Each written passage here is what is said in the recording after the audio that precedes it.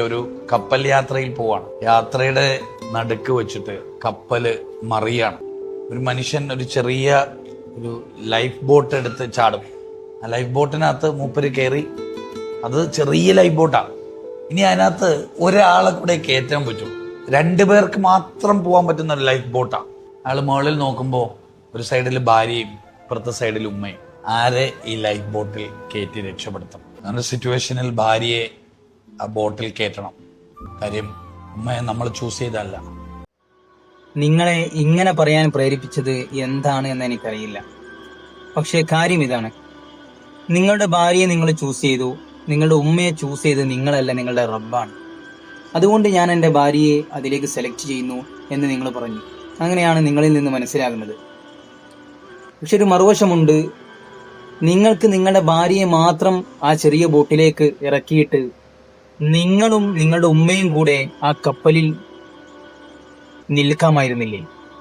കാരണം നിങ്ങൾ പഠിച്ചതാരാണ്?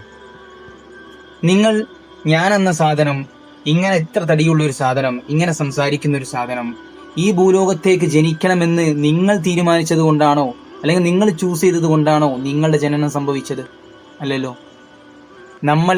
നമ്മളായിട്ട് നമ്മളെപ്പോലത്തെ ഒരു സാധനം ഈ ലോകത്തേക്ക് ഖൽഖ് ചെയ്യണമെന്ന് പടച്ച റബ്ബ് തീരുമാനിച്ചത് കൊണ്ടാണ് നമ്മൾ ഈ ലോകത്തേക്ക് ഭൂജാതനായത്, അല്ലേ? അങ്ങനെയെങ്കിൽ നിങ്ങളുടെ കാര്യവും റബ്ബ് തന്നെയല്ലേ നോക്കേണ്ടത്? യഥാർത്ഥത്തിൽ കാര്യം അങ്ങനെയല്ല. വമൻ യതവക്കല അലല്ലാഹി ഫഹുവ ഹസ്ബു. നമ്മുടെ എല്ലാ കാര്യങ്ങളെയും നമ്മൾ തവക്കുലാക്കേണ്ടത് റബ്ബിന്റെ മേലാണ്.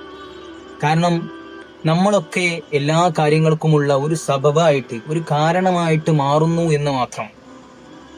അല്ലാതെ നമ്മൾ ചൂസ് ചെയ്തത്, പടച്ചവൻ ചൂസ് ചെയ്തത് എല്ലാം റബ്ബിന്റെ ചൂസിങ് ആണ്. നമ്മൾ അതിൻ്റെ ഇടയിൽ ഒരു വാസിതയാകുന്നു എന്ന് മാത്രം.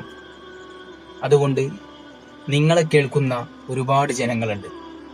തെറ്റിദ്ധാരണയുടെ വാക്കുകൾ ഒഴിവാക്കിയിട്ട് ആളുകൾക്ക് മനസ്സിലാകുന്ന രൂപത്തിൽ തെറ്റിദ്ധാരണ ഇല്ലാത്ത വാക്കുകളെ കൊണ്ട് അഭിസംബോധന ചെയ്യുക. അല്ലാഹു തൗഫീഖ് ചെയ്യട്ടെ.